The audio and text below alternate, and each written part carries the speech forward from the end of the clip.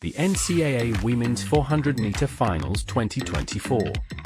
Nickisha Pryce of the Arkansas Razorbacks obliterated the Jamaican national record for the women's 400 meters with a time of 48.89.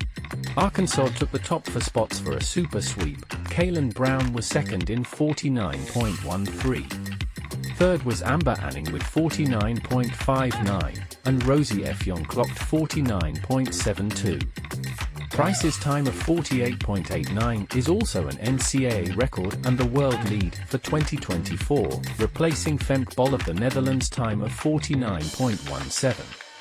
The Jamaican national record, held by Lorraine Graham at 49.30 seconds, was swept away with ease. However, it was Olympic silver medalist Shericka Williams who predicted that Nickisha Pryce would break the Jamaican 400-meter record. "I will be cheering her on," Williams stated in an article by outstanding journalist Leighton Levi. Nickisha Pryce was born on March 7, 2001, and hails from St. Mary, Jamaica. With her performances on the NCAA circuit this season, she has put herself in the running for an Olympic medal.